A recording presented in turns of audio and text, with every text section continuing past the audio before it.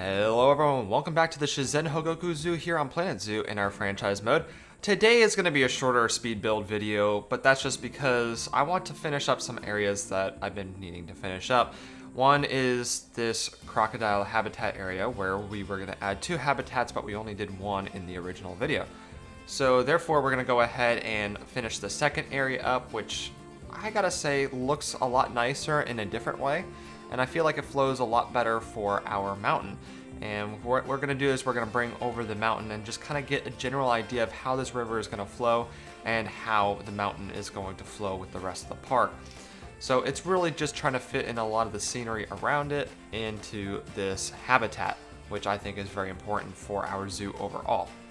So therefore it's really just another habitat, and it's going to have a lot of similar characteristics as the other one does. However, it's going to be a little bit more on an even playing field, and when I say that, I really just mean that it's on a more level ground, unlike the other crocodile habitat where we have various different slopes and there's a big difference in height and slope when it comes to where the water's at and where our crocodiles kind of sit on the land. So this one's a little bit more just kind of easy flowing, so crocodiles can get in and out. We don't actually add in any crocodiles during this episode because we're waiting for the other ones to mature from the other habitat. But the big thing that we want to do is make sure that this monorail system does have an area in which it goes through, and we're just trying to set up the zoo for some success. So this is really what we aim towards during this episode. We do a little bit of work on the river and on our pond area in which the crocodiles do hang out around. So what we do have is we have a large river that comes over from our mountain peak area where the main river comes from the mountain, and it kind of splits off in 2 different directions. One goes into the tiger habitat and one comes over and splits off going past the monorail station into this crocodile habitat, which makes it pretty neat. So in a certain way the monorail system actually kind of goes by it. Now, one thing that I want to do is make sure that I know that our people are going to see the monorail, but I want to make it feel like that there's still a habitat beyond just the man-made structures. So therefore we try to add in a decent amount of trees to kind of hide it and kind of shelter it a little bit. It's not perfect and it's definitely not completely hiding it. You can still see the monorail, but I want it to blend in with its natural surroundings. Over here towards the river, we do have a staff path that does lead over to our little entrance to our habitat, and we want to make that seem like it works out well. We add in a bunch of rocks. It's more of a rocky river area, but then it kind of turns into a sandy, like, little pond area. I think that's what we were mostly trying to go for in this scenario, and I think it did work out pretty well.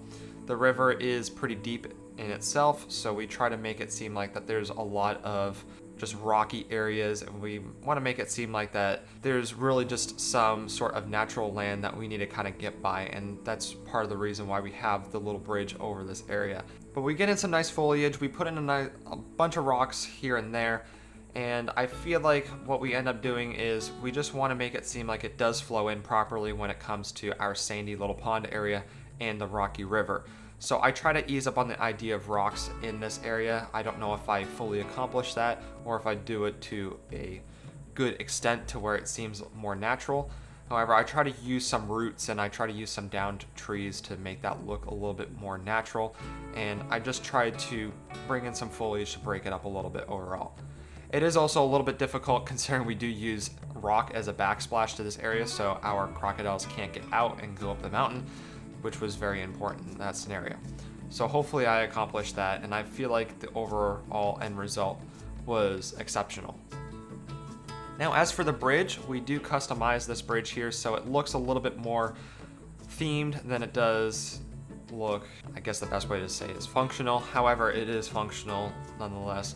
It has a split in between functional and theme, so we do use a lot of the East Asia themed items, and we really just make it look like a wooden bridge that has been built in order for our staff to get over here. It doesn't look like a really nice bridge at all. It's just kind of more there just so our staff can get back and forth. It's not so much the whole idea on how well everything looks, as in for our theme. We're not trying to put in a bunch of lanterns that makes it look fantastic. It's really just, nice little wooden bridge so our staff can get over here. There's really nothing else to it. That staff path does actually go over to our main pathway, and there's really no visual barrier for it.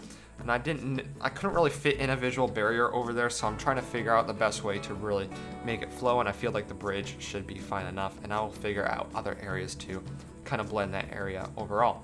Now that staff pathway does go to that main pathway, which also does lead to another staff path that goes into that big area where we have that large keeper's hut. So we want to make sure we kind of maximize our efficiency in not only in terms of how far our people have to walk, but at the same time we want to make sure that the large keeper's hut is being used appropriately. So therefore we now have, I believe, what's going to be five habitats. So 1 gharial habitat, 2 crocodile habitats, and 2 red panda habitats that are going to be shared in between that large keeper's hut. So we're doing a fantastic job in that scenario. And skipping forward, I really just want to give you guys a taste of what we're going to do on this mountain. I'm not going that far up the mountain yet. I've been kind of just dealing with the forefront of things and really just trying to make sure that the habitat itself seems like it has a lot of foliage, but you can still see a lot of the animals. The backsplash is really important in this scenario, so I wanted to make sure that it felt like we were more in a more natural setting in terms of Asia. So really that's all we do here. We do have a lot of rocks overall toward that little backsplash, but I wanted to make sure we added trees, bushes, bamboo, and little ferns and all that other fun stuff in our mountain as well. Now I did say that we're going to ease up on the rocks going down the mountain, and I think this is where we're going to end the rock structure, is right here at our crocodile habitat. There's no reason to continue the rocks from here, and I think we kind of overdid it with the rocks so far. So therefore we're going to try to push more for our green foliage and a lot of our tropical and rainforest areas, which I think is very important moving forward.